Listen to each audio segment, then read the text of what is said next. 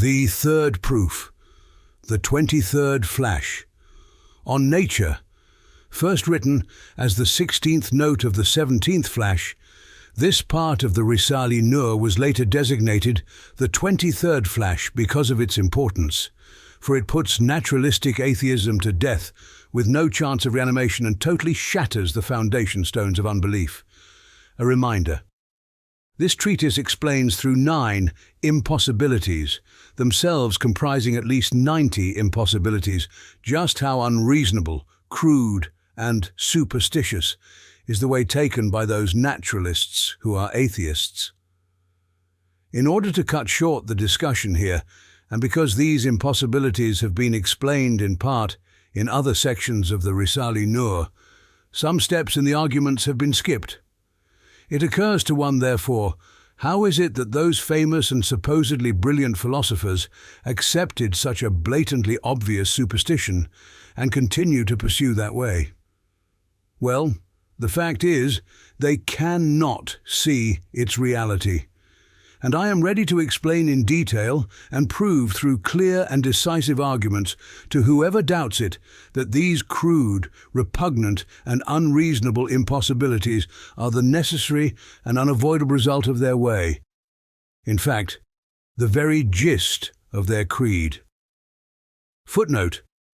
What occasioned the writing of this treatise were the attacks being made on the Quran by those who called everything that their corrupted minds could not reach a superstition, who were using nature to justify unbelief and were vilifying the truths of belief in a most aggressive and ugly fashion.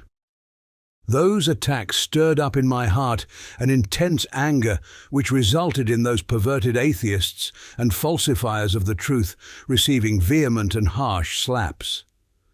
Otherwise, the way generally followed by the Risale-i Nur is a mild, polite and persuasive one. Footnote ends, Bismillahir-Rahmanir-Rahim. قالت رسلهم أفي الله شك فاطر السماوات والأرض. In the name of God, the merciful, the compassionate. Their prophet said, Is there any doubt about God, creator of the heavens and the earth? Quran, chapter 14, verse 10. By declaring through the use of a rhetorical question that there cannot and should not be any doubt about God Almighty, this verse clearly demonstrates the divine existence and unity.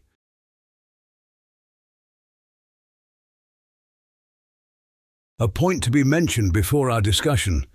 When I went to Ankara in 1922, the morale of the people of belief was extremely high as a result of the victory of the army of Islam over the Greeks. But I saw that an abominable current of atheism was treacherously trying to subvert, poison, and destroy their minds. "Oh God," I said, "this monster is going to harm the fundamentals of belief." At that point, since the above-mentioned verse makes self-evidently plain God's existence and unity, I sought assistance from it and wrote a treatise in Arabic consisting of a proof taken from the all-wise Quran that was powerful enough to disperse and destroy that atheistic current. I had it printed in Ankara at the Yeni press. But, alas, those who knew Arabic were few, and those who considered it seriously were rare. Also, its argument was in an extremely concise and abbreviated form. As a result, the treatise did not have the effect it should have done, and sadly, the current of atheism both swelled and gained strength. Now, I feel compelled to explain a part of the proof in Turkish.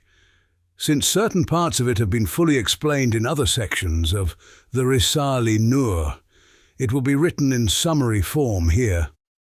Those numerous proofs in part unite in this proof, so each may be seen as an element of this proof. Introduction. O man, you should be aware that there are certain phrases which are commonly used and imply unbelief. The believers also use them, but without realizing their implications. we shall explain 3 of the most important of them. The first, أوجدته الأسباب, causes create this. The second, تشكل بنفسه, it forms itself, it comes into existence and later ceases to exist. The third, اقتضته الطبيعة, it is natural, nature necessitates and creates it. Indeed, since beings exist, and this cannot be denied, and since each being comes into existence in a wise and artistic fashion, and since each is not outside time, but is being continuously renewed, then, O falsifier of the truth, you are bound to say, either that the causes in the world create beings, for example, this animal. That is to say, it comes into existence through the coming together of causes, or that it forms itself, or that its coming into existence is a requirement and necessary effect of nature, or that it is created through the power of one all-powerful and all-glorious. Since reason can find no way apart from these 4, if the first 3 are definitely proved to be impossible, invalid and absurd, the way of divine unity, which is the 4th way, will necessarily and self-evidently and without doubt or suspicion be proved true.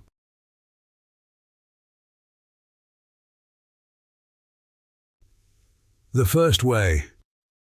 This to imagine that the formation and existence of things, creatures, occurs through the coming together of causes in the universe. We shall mention only 3 of its numerous impossibilities. First, impossibility. Imagine there is a pharmacy in which are found hundreds of jars and phials filled with quite different substances. A living potion and a living remedy are required from those medicaments. So we go to the pharmacy and see that they are to be found there in abundance, yet in great variety. We examine each of the potions and see that the ingredients have been taken in varying but precise amounts from each of the jars and phials, 1 ounce from this, 3 from that, 7 from the next, and so on. If 1 ounce too much or too little had been taken, the potion would not have been living and would not have displayed its special quality. Next, we study the living remedy. Again, the ingredients have been taken from the jars in a particular measure, so that if even the most minute amount, too much or too little, had been taken, the remedy would have lost its special property. Now, although the jars number more than 50, the ingredients have been taken from each according to measures and amounts that are all different. Is it in any way possible or probable that the phials and jars should have been knocked over by a strange coincidence or sudden gust of wind, and that only the precise, though different amounts that had been taken from each of them should have been spilt and then arranged themselves and come together to form the remedy? Is there anything more superstitious, impossible, and absurd than this? If an ass could speak, it would say, "I cannot accept this idea," and would gallop off. Similarly, each living being may be likened to the living potion in the comparison, and each plant to a living remedy. For they are composed of matter that has been taken in most precise measure from truly numerous and truly various substances. If these are attributed to causes and the elements, and it is claimed, causes created these, it is unreasonable, impossible, and absurd 100 times over. Just as it was to claim that the potion in the pharmacy came into existence through the phials being knocked over by accident.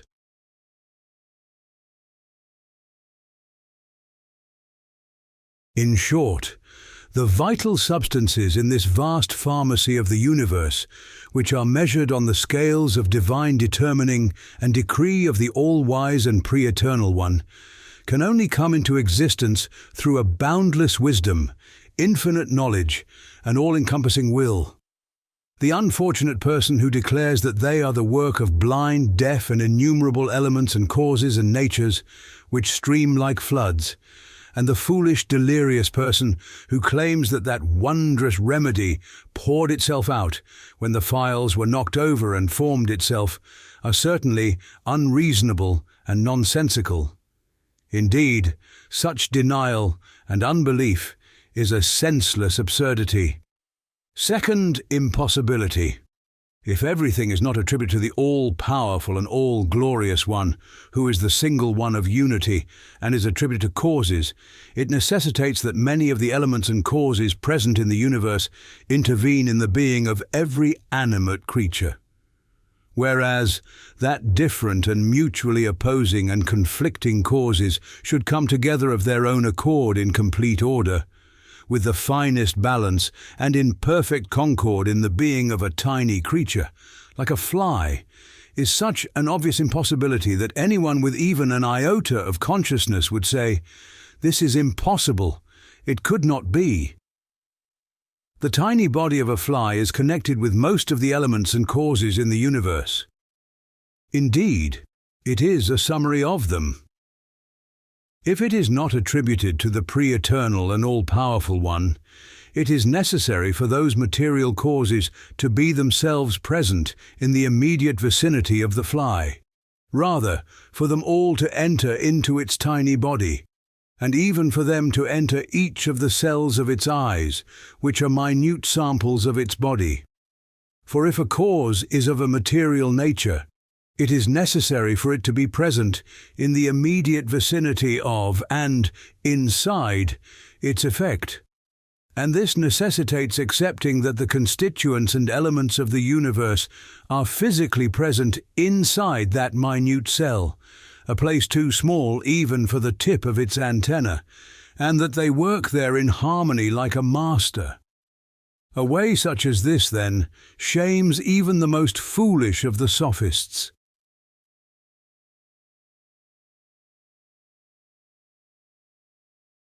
Third impossibility. It is an established rule that al-wahidu la yasduru illa anil wahid.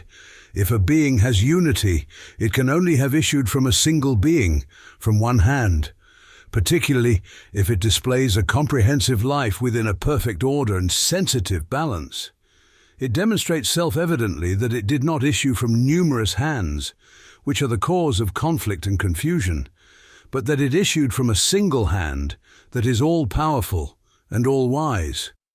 Therefore, to attribute such a well-ordered and well-balanced being, which has unity to the jumbled hands of innumerable, lifeless, ignorant, aggressive, unconscious, chaotic, blind and deaf natural causes, the blindness and deafness of which increase with their coming together and intermingling among the ways of numberless possibilities, is as unreasonable as accepting innumerable impossibilities all at once. If we leave this impossibility aside and assume that material causes have effects, these effects can only occur through direct contact and touch.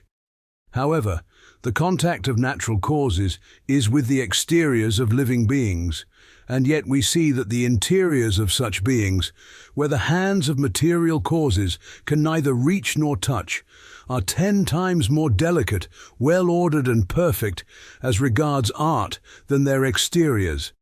Therefore, although tiny animate creatures, on which the hands and organs of material causes can in no way be situated, indeed they cannot touch the creature's exteriors all at once even, are more strange and wonderful as regards their art and creation than the largest creatures, to attribute them to those lifeless, unknowing, crude, distant, vast, conflicting, deaf and blind causes can result only from a deafness and blindness compounded to the number of animate beings.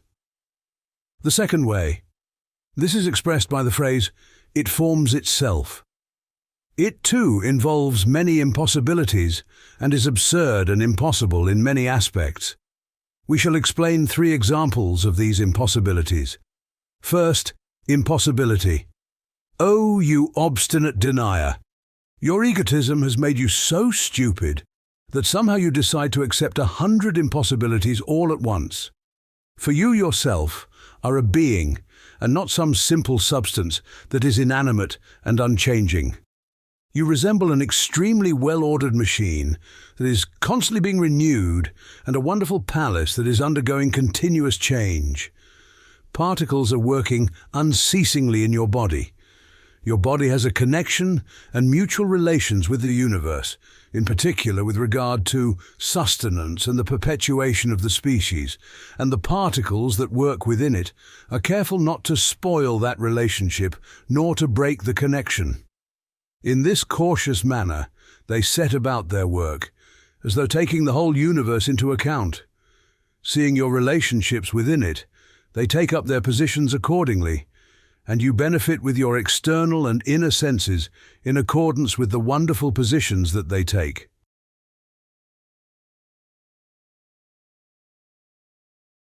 If you do not accept that the particles in your body are tiny officials in motion in accordance with the law of the pre-eternal and all-powerful one, or that they are an army, or the nibs of the pen of divine determining, with each particle as the nib of a pen, or that they are points inscribed by the pen of power, with each particle being a point, then in every particle working in your eye, there would have to be an eye such as could see every limb and part of your body, as well as the entire universe with which you're connected. In addition to this, you would have to ascribe to each particle an intelligence equivalent to that of 100 geniuses, sufficient to know and recognize all your past and your future, and your forebears and descendants, the origins of all the elements of your being, and the sources of all your sustenance. To attribute the knowledge and consciousness of 1,000 Platos to a single particle of one such as you who does not possess even a particle's worth of intelligence in matters of this kind is a crazy superstition 1,000 times over. Second impossibility. Your being resembles 1,000-domed wondrous palace in which the stones stand together in suspension and without support. Indeed, your being is 1,000 times more wonderful than such a palace, for the palace of your being is being renewed continuously in perfect order. Leaving aside your truly wonderful spirit heart and other subtle faculties, each member of your body resembles a single domed part of the palace. Like the stones of a dome, the particles stand together in perfect balance and order, demonstrating the eye and the tongue. For example, each to be a wondrous building, extraordinary work of art, and miracle of power. If these particles were not each officials dependent on the command of the master architect of the universe, then each particle would have to be both absolutely dominant over all the other particles in the body and absolutely subordinate to each of them, and both equal to each and, with regard to its dominant position, opposed, and both the origin and source of most of the attributes that pertain only to the necessarily existent one, and extremely restricted, and both in absolute form, and in the form of a perfectly ordered individual artifact that could only through the mystery of unity be the work of the single one of unity. Anyone with even a particle of intelligence would understand what an obvious impossibility this is, to attribute such an artifact to those particles.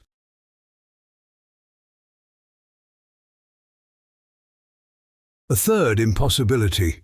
If your being is not written by the pen of the pre-eternal and all-powerful one, who is the single one of unity, and is instead printed by nature and causes, there would have to be printing blocks in nature, not only to the number of cells in your body, but to the number of their thousands of combinations, which are arranged in concentric circles.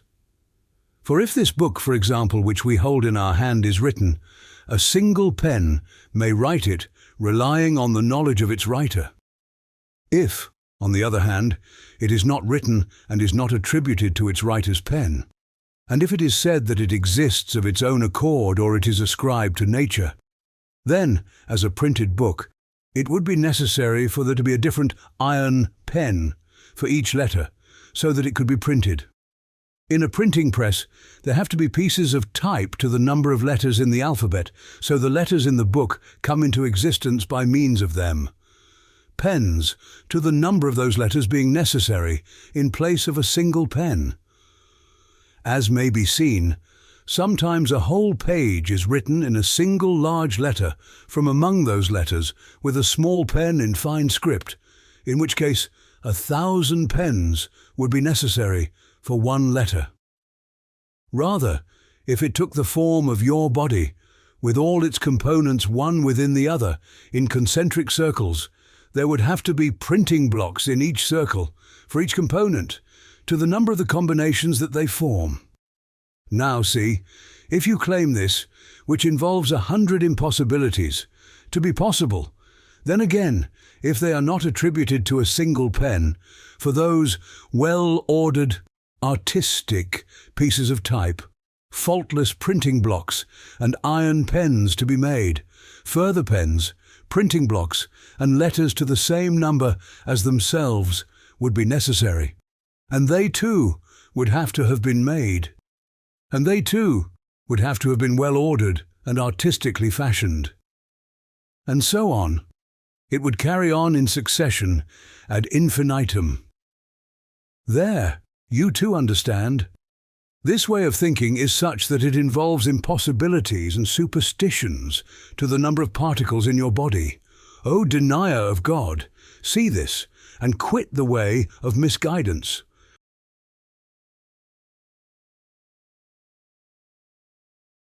The third way. Nature necessitates it, nature makes it. This statement contains many impossibilities. We shall mention 3 of them by way of examples. First, impossibility. If the art and creativity, which are discerning and wise, to be seen in beings, and particularly in animate beings, are not attributed to the pen of divine determining and power of the pre-eternal Son, and instead are attributed to nature and force, which are blind, deaf, and unthinking, it becomes necessary that nature either should have present in everything machines and printing presses for their creation, or should include in everything power and wisdom enough to create and administer the universe. The reason for this is as follows. The sun's manifestations and reflections appear in all small fragments of glass and droplets on the face of the earth. If those miniature reflected imaginary suns are not ascribed to the sun in the sky, it is necessary to accept the external existence of an actual sun in every tiny fragment of glass smaller than a match head, which possesses the sun's qualities, and which, though small in size, bears profound meaning, and therefore to accept actual suns to the number of pieces of glass.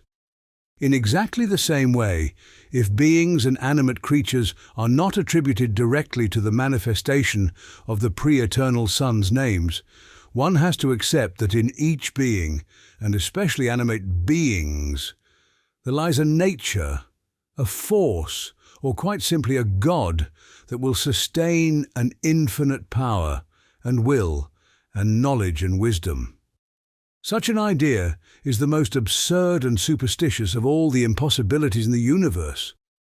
It demonstrates that a man who attributes the art of the creator of the universe to imaginary, insignificant, unconscious nature is without a doubt less conscious of the truth than an animal. Second impossibility. If beings, which are most well-ordered and well-measured, wise and artistically fashioned, are not ascribed to one who is infinitely powerful and wise, and instead are attributed to nature, there has to be present in every bit of soil as many factories and printing presses as there are in Europe, so that each bit of soil can be the means for the growth and formation of innumerable flowers and fruits, of which it is the place of origin and workshop. The seeds of flowers are sown in turn in a bowl of soil, which performs the duty of a flower pot for them. An ability is apparent in the bowl of soil that will give shapes and forms which differ greatly from one another to all the flowers sown in it. If that ability is not attributed to the all-glorious and all-powerful one, such a situation could not occur without there being in the bowlful of soil immaterial, different, and natural machines for each flower. This is because the matter of which seeds, like sperm and eggs for example, consists is the same. That is, they consist of an orderless, formless, paste-like mixture of oxygen, hydrogen, carbon, and nitrogen. Together with this, since air, water, heat and light also are each simple, unconscious and flow against everything in floods, the fact that the all different forms of those flowers emerge from the soil in a most well-ordered and artistic fashion, self-evidently, and necessarily requires that there are present in the soil in the bowl immaterial, miniature printing presses and factories, to the number of presses and factories in Europe, so that they could weave this great number of living fabrics and thousands of various embroidered textiles.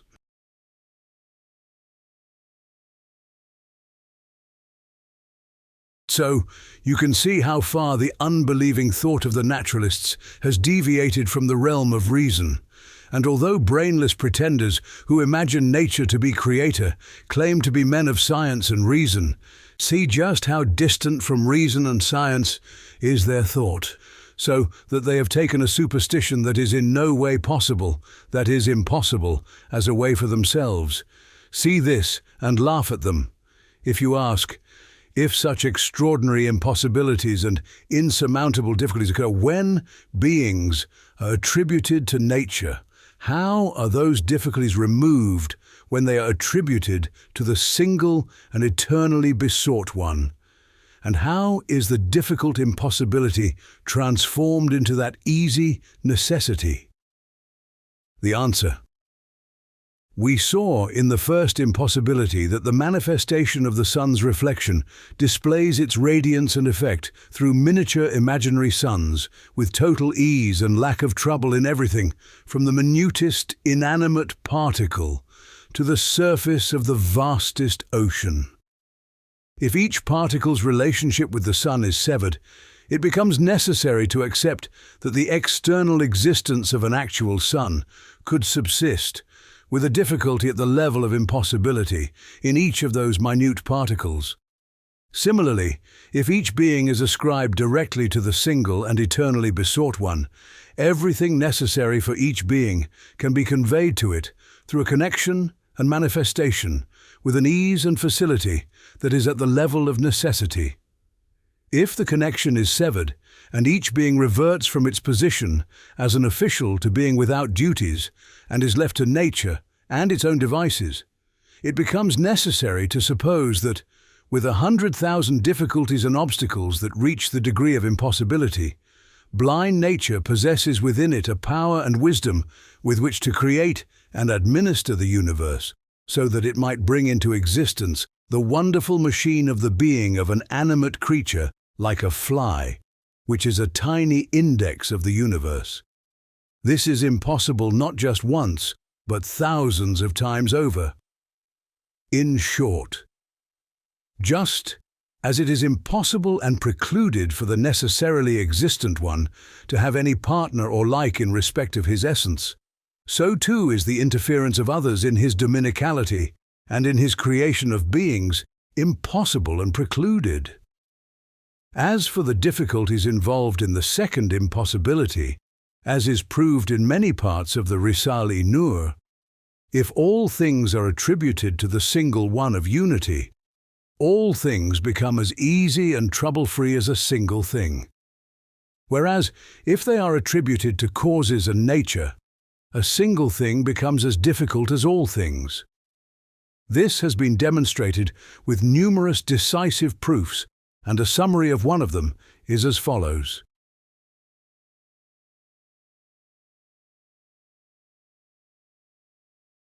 If a man is connected to the king by being a soldier or an official, by reason of the strength of the connection, he may perform duties far exceeding his individual strength. He may, on occasion, capture another king in the name of his own king, for he himself does not carry the equipment and sources of strength necessary to carry out the duties and work he performs, nor is he compelled to do so. By reason of the connection, the king's treasuries and the army, which is behind him and is his point of support, carry his equipment and sources of strength. That is to say, the duties he performs may be as grand as the business of a king and as tremendous as the actions of an army. Indeed, through being an official, an ant destroyed Pharaoh's palace. Through the connection, a fly killed Nimrod off. And through the connection, the seed of a pine the size of a grain of wheat produces all the parts of a huge pine tree. Footnote starts, yes, on there being this connection, the seed receives an order from divine determining and displays those wonderful duties. Should the connection be severed, the creation of the seed would require more equipment, power and art than the creation of the mighty pine tree. For it would be necessary for the pine tree out there on the mountain, which is the work of divine power, to be physically present together with all its limbs and parts in what is only the potential tree within the seed, and is the work of divine determining. For the mighty tree's factory is the seed. The determined potential tree within it becomes manifest in the external world through divine power and becomes a physical pine tree. Footnote ends. If the connection is severed and the man discharged from his duties as an official, he will be compelled to carry the equipment and sources of strength necessary for his work himself. He will then only be able to perform duties commensurate with the sources of strength and ammunition he is able to carry. If he is required in this situation to carry out his duties with the extreme ease of the first situation, it will be necessary to load on his back the sources of an army's strength and the arsenals and munitions factories of a king. Even clowns who invent stories and superstitions to make people laugh would be ashamed at this fanciful idea. In short, to attribute all beings to the necessarily existent one is so easy as to be necessary, while to attribute their creation to nature is so difficult as to be impossible and outside the realm of reason. Third, impossibility. The following two comparisons, which are included in other parts of the Risale-i Nur, explain this impossibility. A wild savage entered a palace which had been built in an empty desert and completed and adorned with all the fruits of civilization. He cast an eye over its interior and saw thousands of orderly and artistically fashioned objects. Out of his boorishness and lack of intelligence, he said, "No one from outside had a hand in this. One of the objects from inside must have made this palace, together with all of its contents," and he started to investigate. But it did not appear possible even to his untaught intelligence that anything he looked at could have made those things. Later he saw a notebook in which had been written the plan and program of the palace's construction, an index of its contents and the rules of its administration. For sure, the notebook too, which was without hand, eye, or implement, like the rest of the objects in the palace, was completely lacking the ability to construct and decorate the palace. But since he saw that in comparison with all the other things, the notebook was related to the whole palace by reason of its including all its theoretical laws, he was obliged to say, "There, it is this notebook that has organized, ordered, and adorned the palace, and has fashioned all these objects and set them in their places." He transformed his uncouthness into ludicrous jabber. Thus, exactly like this comparison, a boor who subscribed to naturalist thought, which denies God, entered the palace of the universe, which is infinitely more well-ordered, more perfect, and everywhere full of miraculous instances of wisdom than the palace in the comparison. Not thinking that it was the work of art of the necessarily existent one, who is outside the sphere of contingency, and shunning that idea, He saw a collection of the laws of divine practice and an index of dominical art, which are like a slate for writing and erasing of divine determining in the sphere of contingency, and like a constantly changing notebook for the laws of the functioning of divine power, and are extremely mistakenly and erroneously given the name nature. And he said, "These things require a cause, and nothing else appears to have the relationship with everything that this notebook has." It is true that reason will in no way accept that this unseeing, unconscious, and powerless notebook could carry out this creation, which is the work of an absolute dominicality and requires infinite power.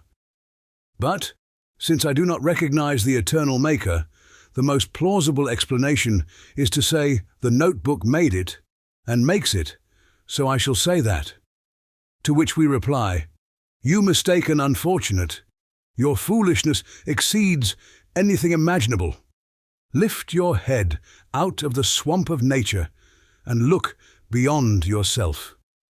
See an all-glorious Maker, to whom all beings from particles to planets testify with their different tongues, and to whom they point with their fingers. Behold the manifestation of the pre-eternal inscriber, who fashions the palace and who writes its program in the notebook. Study his decree, listen to the Quran, be delivered from your delirious raving."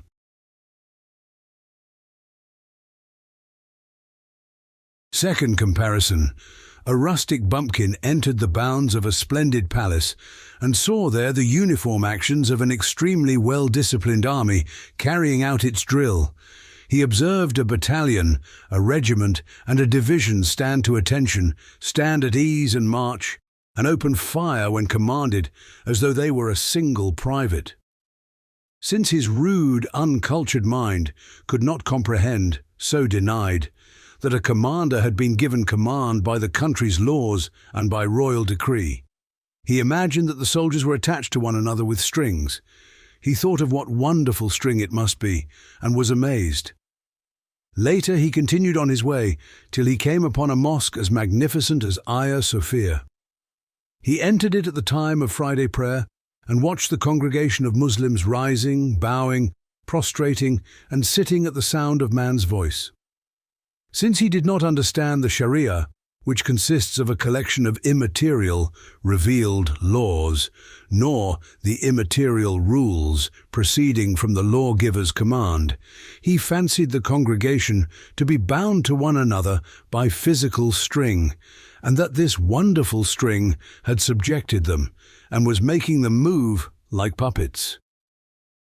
Coming up with this idea, which is so ridiculous as to make the most ignorant roar with laughter, he went on his way. Exactly like this comparison, an atheist who subscribed to materialist thought, which is denial and pure brutishness, entered the universe, which is a splendid barracks of the monarch of pre-eternity and post-eternity for his innumerable forces, and a well-ordered mosque of that pre-eternal, all-worshipped one.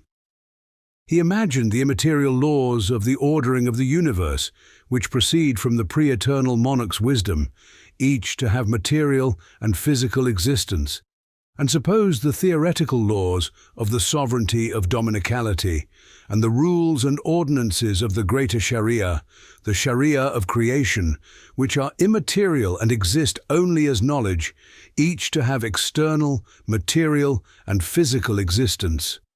But to set up in place of divine power those laws, which proceed from the divine attributes of knowledge and speech, and only exist as knowledge, and to attribute creation to them, then to attach the name nature to them, and to deem force, which is merely a manifestation of dominical power, to be an independent almighty possessor of power, is 1,000 times more low-fallen ignorance than the ignorance in the comparison. In short, the imaginary and insubstantial thing that naturalists call nature, if it has an external reality, can at the very most be work of art. It cannot be the artist. It is an embroidery, and cannot be the embroiderer. It is a set of decrees. It cannot be the issuer of the decrees. It is a body of the laws of creation and cannot be the lawgiver. It is but a created screen to the dignity of God and cannot be the creator. It is passive and created and cannot be a creative maker. It is a law, not a power, and cannot possess power. It is the recipient and cannot be the source.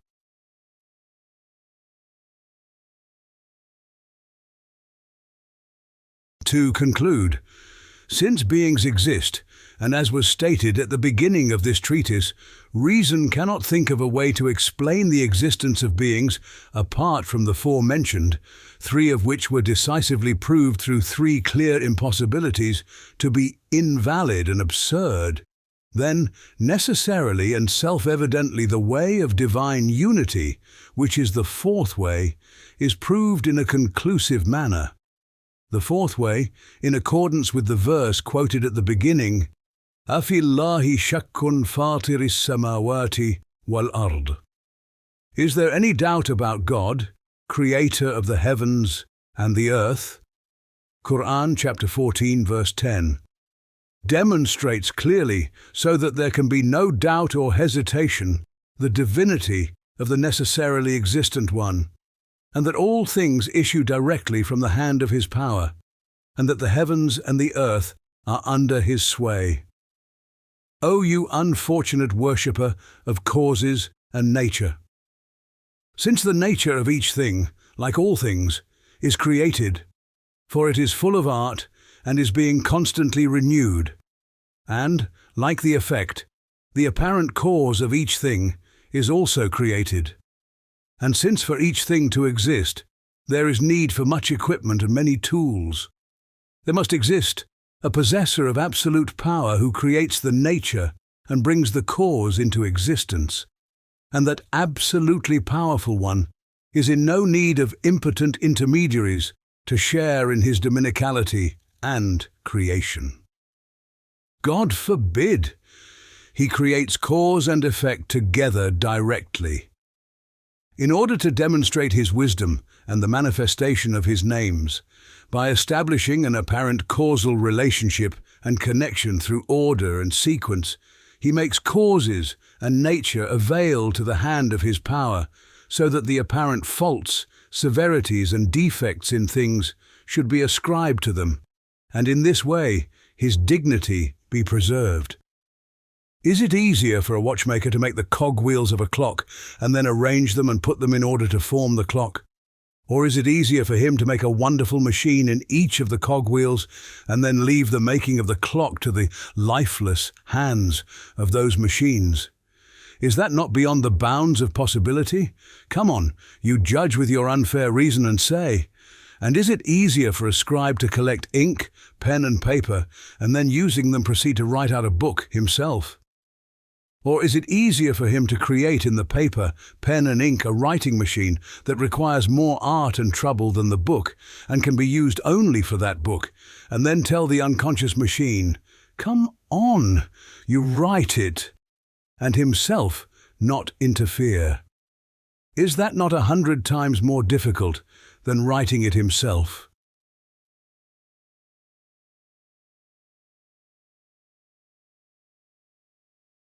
If you say, yes, it is 100 times more difficult to create a machine that writes a book rather than writing it out oneself, but is it not in a way easier because the machine is a means of producing numerous copies of the same book?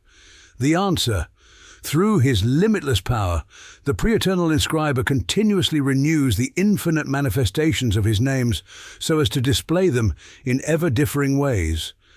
And through this constant renewal, he creates the identities and special features in things in such a manner that no missive of the eternally besought one or dominical book can be the same as any other book.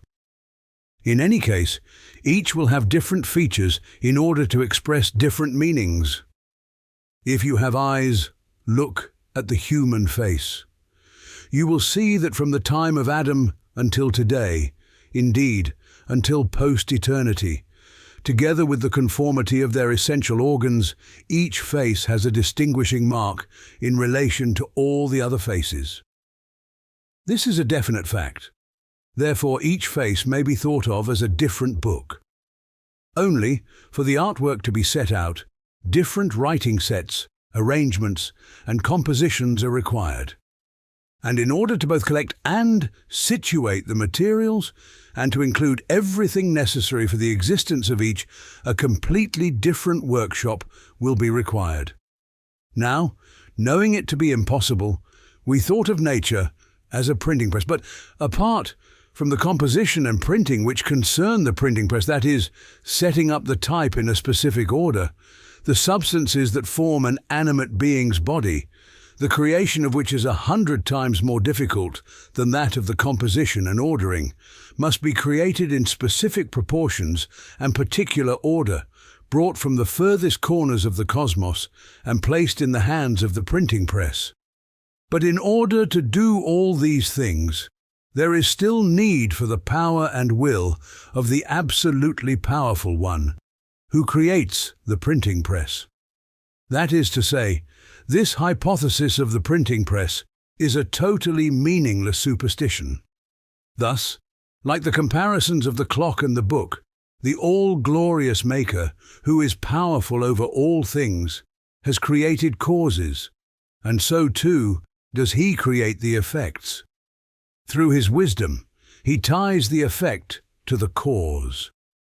Through his will, he has determined a manifestation of the greater Sharia, the Sharia of creation, which consists of the divine laws concerning the ordering of all motion in the universe, and determined the nature of beings, which is only to be a mirror to that manifestation in things, and to be a reflection of it. And through his power, he has created the face of that nature which has received external existence, and has created things on that nature, and has mixed them one with the other.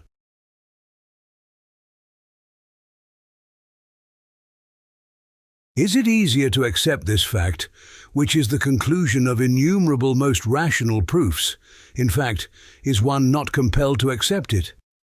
Or is it easier to get the physical beings that you call causes and nature, which are lifeless, unconscious, created, fashioned and simple to provide the numberless tools and equipment necessary for the existence of each thing and to carry out those matters which are performed wisely and discerningly? Is that not utterly beyond the bounds of possibility? We leave it to you to decide with your unreasonable mind. The unbelieving nature worshipper replied, "Since you are asking me to be fair and reasonable, I have to confess that the mistaken way I have followed up to now is both a compounded impossibility and extremely harmful and ugly. Anyone with even a grain of intelligence would understand from your analyses above that to attribute the act of creation to causes and nature is precluded and impossible, and that to attribute all things directly to the necessarily existent one is imperative and necessary.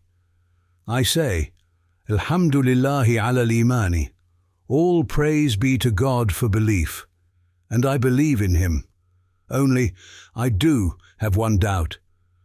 I believe that Almighty God is the Creator, but what harm does it do to the sovereignty of his dominicality if some minor causes have a hand in the creation of insignificant matters and thereby gain for themselves a little praise and acclaim? Does it diminish his sovereignty in some way? The answer: as we have conclusively proved in other parts of the Risale-i Nur, the mark of rulership is its rejection of interference. The most insignificant ruler or official will not tolerate the interference of his own son, even within the sphere of his rule. The fact that, despite being caliph, certain devout sultans had their innocent sons murdered on the unfounded apprehension that the sons would interfere in their rule demonstrates how fundamental is this law of the rejection of interference in rulership, and the law of prevention of participation, which the independence intrinsic to rulership necessitates, has shown its strength in the history of mankind through extraordinary upheavals whenever there have been two governors in a town or two kings in a country.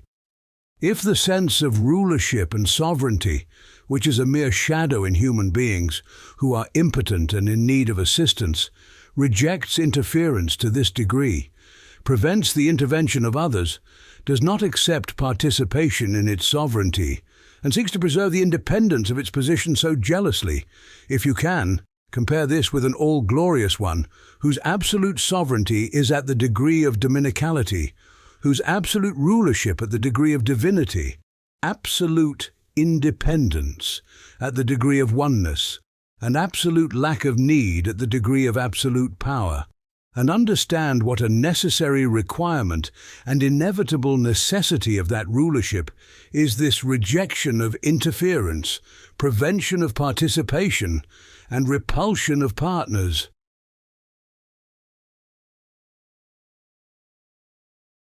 Concerning the second part of your doubt, you said, if some of the worship of some insignificant beings is directed towards certain causes, does this cause any deficiency in the worship of all beings, from particles to planets, which is directed towards the necessarily existent One, the absolute object of all worship? The answer: the all-wise creator of the universe made the universe like a tree with conscious beings as its most perfect fruit, and among conscious beings he made man its most comprehensive fruit. And man's most important fruit, indeed the result of his creation, the aim of his nature, and the fruit of his life, are his thanks and worship. Would that absolute sovereign and independent ruler, that single One of unity, who creates the universe in order to make himself known and loved, give away to others man, the fruit of the whole universe, and man's thanks and worship, his most elevated fruit? Totally contrary to his wisdom, would he make vain and futile the result of creation and fruit of the universe? God forbid! Would he be content to give away the worship of creatures to others in a way that would deny his wisdom and his dominicality? And although he demonstrates through his actions that he wishes to make himself known and loved to an unlimited degree, would he cause his most perfect creatures to forget him by handing over to causes their thanks and gratitude, love and worship, and cause them to deny the exalted purposes in the universe? O friend, who has given up the worship of nature, now it is for you to say. To which he replied, all praise be to God. These two doubts of mine have now been resolved. And your two proofs concerning divine unity, which demonstrate that the only true object of worship is He, and that nothing other than He is worthy of worship, are so brilliant and powerful that to deny them would require as much arrogance as to deny the sun and the daytime.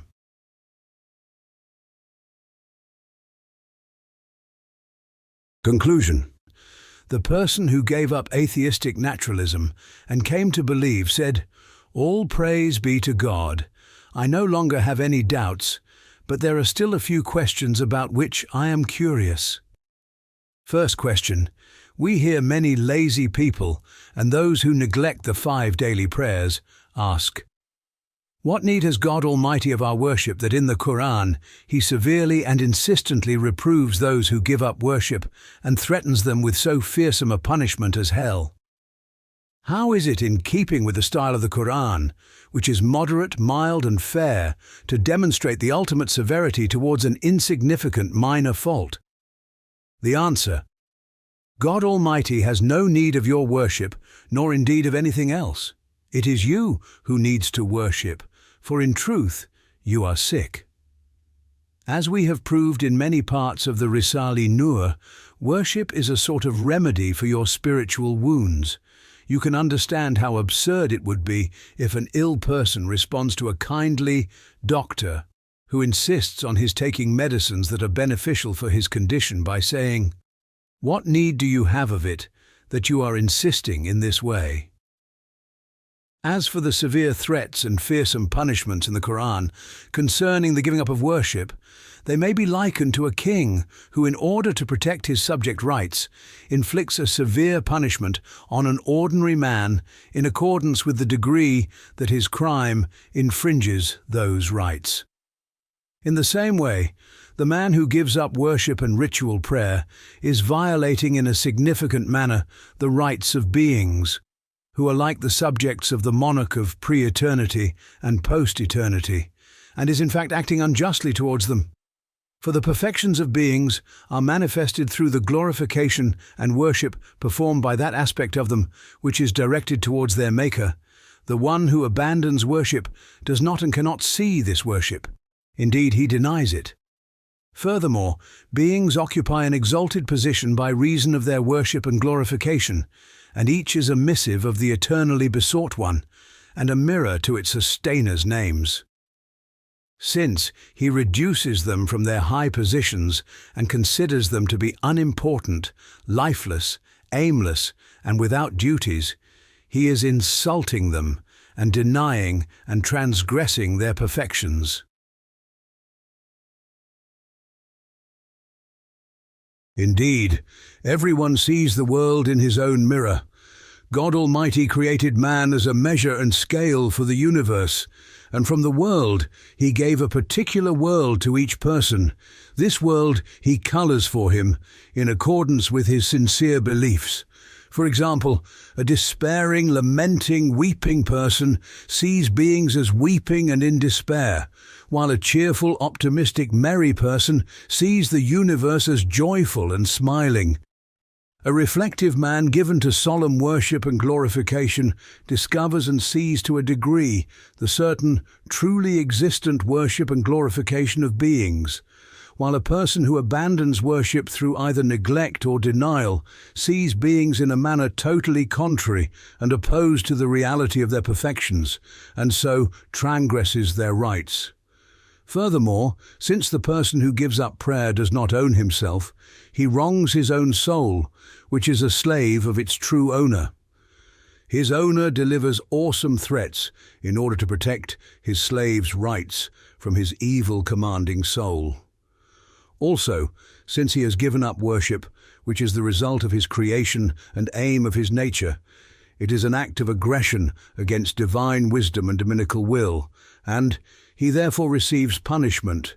In short, the abandoner of worship both wrongs his own soul, which is the slave and totally owned property of Almighty God, and wrongs and transgresses the rights of the universe's perfections. Certainly, just as unbelief is an insult to beings, so is the abandonment of worship a denial of those perfections. And since it is an act of aggression against divine wisdom, it is deserving of awesome threats and severe punishment. Thus, it is to express this deservedness and the above facts that the Quran of miraculous exposition chooses in a miraculous way that severe style which, in complete conformity with the principles of eloquence, corresponds to the requirements of the situation. Second question. The person who gave up naturalism and came to believe next asked, "It is indeed a vast truth that each being is dependent on divine will and dominical power in every aspect, in all of its functions, qualities and actions. Our narrow minds cannot comprehend this because of its vastness. However, the infinite abundance that we see around us, and the boundless ease in the creation and formation of things, and the infinite ease and facility in the way of unity, which was established through your proofs above, and the infinite ease that verses of the Quran like the following clearly demonstrate and expound. مَا خَلْقُكُمْ وَلَا بَعْثُكُمْ إِلَّا كَنَفْسٍ وَاحِدَةٍ. Your creation and resurrection is as a single soul. Quran chapter 31 verse 28. And وَمَا أَمْرُ السَّاعَةِ إِلَّا كَلَمْحِ الْبَصَرِ أَوْ هُوَ أَقْرَبُ. The matter of the hour shall be but as the twinkling of the eye, or even closer. Quran chapter 16 verse 77. Show this mighty truth to be a matter that is most acceptable and rational. What is the wisdom and secret of this ease?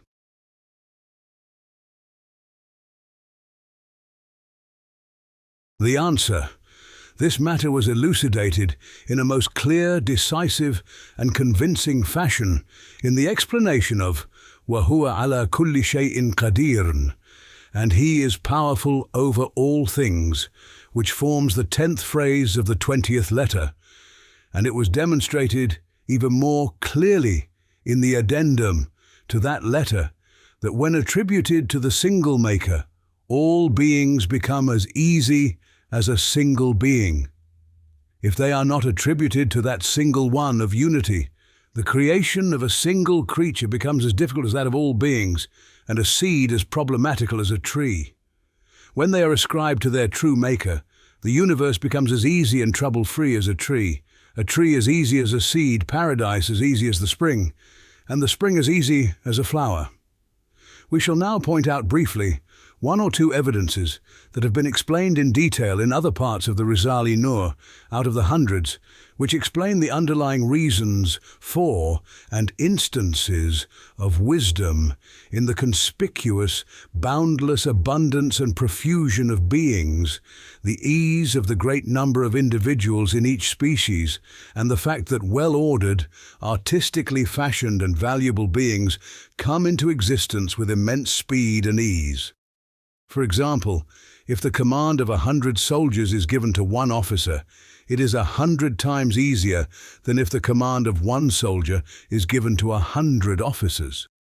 And if to equip an army it is assigned to one headquarters, one law, one factory, and the command of one king, it quite simply becomes as easy as equipping a single soldier. In the same way, if to equip one soldier, it is referred to numerous headquarters, numerous factories, and numerous commanders, it becomes as difficult as equipping an army. Because in order to equip a single soldier, it would require as many factories as are necessary for a whole army. Again, since, by reason of the mystery of unity, the vital necessities of a tree are provided through one root, one center, and according to one law, it produces thousands of fruits as easily as a single fruit. This is plain to see. If unity changes to multiplicity, and all the necessities vital for each fruit are provided from different places, to produce each fruit becomes as difficult as to produce the tree. And to produce a single seed even, which is a sample and index of the tree, becomes as difficult as the tree, because all the necessities vital for the tree's life are necessary for the seed.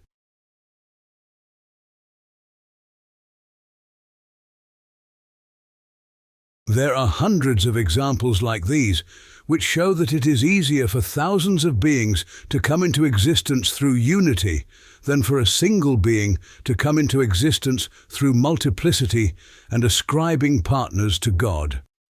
Since this truth has been proved with absolute certainty in other parts of the Risale-i Nur, we refer you to them, and here only explain an important reason for this ease and facility from the point of view of divine knowledge, divine determining, and dominical power. It is as follows. You are a being. If you attribute yourself to the pre-eternal all-powerful one, He creates you at a command through His infinite power out of nothing in an instant, like striking a match. If you do not do this, and rather attribute yourself to physical causes and nature, since you are a well-ordered summary, fruit, and miniature index and list of the universe, in order to make you, it would be necessary to sift with a fine sieve the universe and its elements, and to gather in precise measure from all the corners of the universe the substances of which your body is composed. For physical causes only gather and join together. It is confirmed by people of reason that they cannot create out of nothing what is not present in them. Since this is the case, they would be compelled to collect together the body of a tiny animate being from every corner of the cosmos.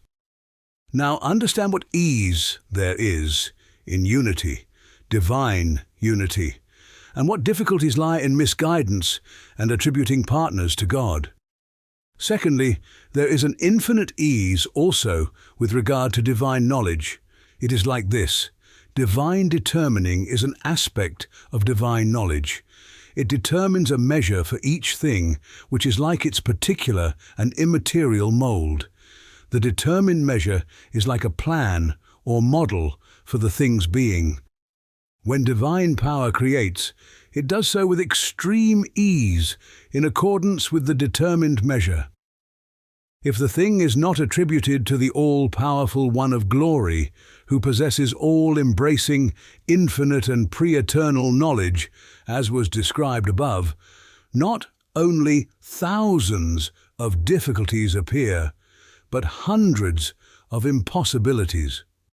For if it were not for the determined measure which exists in divine knowledge, thousands of material molds with external existences would have to be employed in the body of even a tiny animate being. So, understand one reason for the infinite ease in unity and the endless difficulties in misguidance and ascribing partners to God. Realize what a veracious, correct and exalted truth is stated by the verse, وَمَا أَمْرُ السَّاعَةِ إِلَّا كَلَمْحِ الْبَصَرِ أَوْ هُوَ أَقْرَبُ. The matter of the hour shall be but as the twinkling of the eye, or even closer. Quran, chapter 16, verse 77.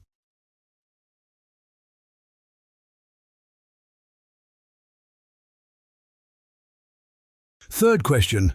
The former enemy and now rightly guided friend then asked, philosophers, who have made many advances these days, claim that nothing is created out of nothing, and nothing is annihilated and goes to nothing. There is only composition and decomposition, and this makes the factory of the universe run.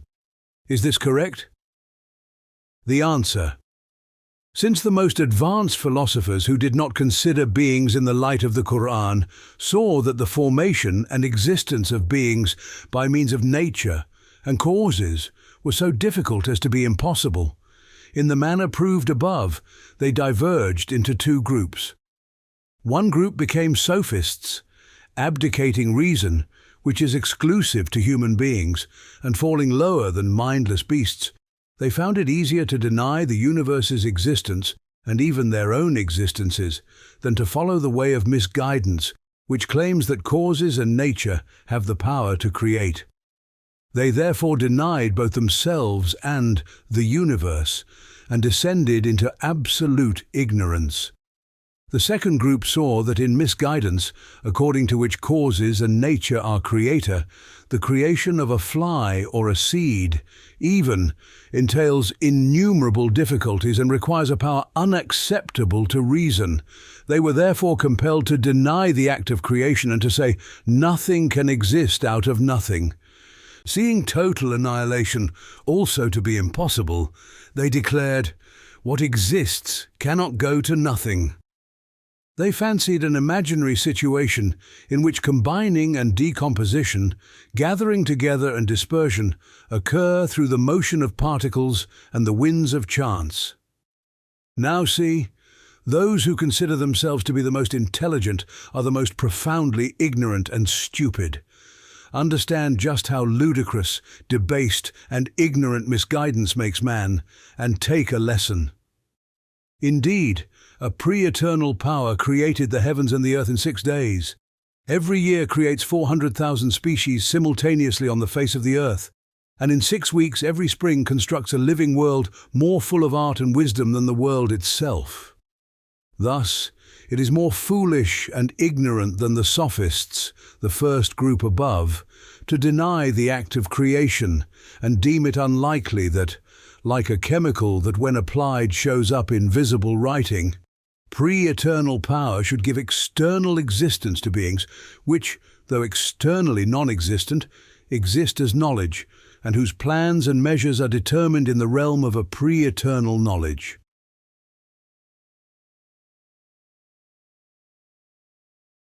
Those unfortunates are absolutely impotent and have nothing at their disposal apart from the faculty of will, although they are inflated like pharaohs, they can neither annihilate anything nor create anything from nothing, even a minute particle. And so, although nothing comes into existence out of nothing, at the hand of causes and nature on which they rely, out of their stupidity they say, nothing comes from non-being and nothing goes to non-being. And they even extend this absurd and erroneous principle to the absolutely all-powerful one. Indeed, the all-powerful one of glory has two ways of creating. The first is through origination and invention. That is, he brings a being into existence out of nothing, out of non-existence, and creates everything necessary for it, also out of nothing, and places those necessities in its hand. The second is through composition, through art. That is, he forms certain beings out of the elements of the universe in order to demonstrate subtle instances of wisdom, like displaying the perfections of his wisdom and the manifestations of many of his names. Through the law of providing, he sends particles and matter, which are dependent on his command, to these beings and employs the particles in them. Yes, the absolutely all-powerful one creates in two ways. He both originates and he composes. To annihilate what exists and to make exist what does not exist is most simple and easy for him. It is one of his constant and universal laws. The man, therefore, who says he cannot give existence to what does not exist in the face of a power that in one spring makes exist out of nothing, the forms and attributes of 300,000 animate creatures and, besides their particles, all their conditions and states, such a man should himself be obliterated. The person who gave up nature and embraced the truth said, "Praise and thanks be to God Almighty, to the number of particles in existence, for I have attained to complete belief. I have been saved from delusion and misguidance. Not one of my doubts remains. Alhamdulillahi ala din al-Islami wa kamal al-Iman. All praise be to God for the religion of Islam and complete and perfect belief. Subhanaka la ilma lana illa ma 'allamtana, innaka anta al-alim al-hakim. All glory be unto you. We have no knowledge save that which you have taught us. Indeed, you are all-knowing, all-wise." Quran, chapter 2, verse 32.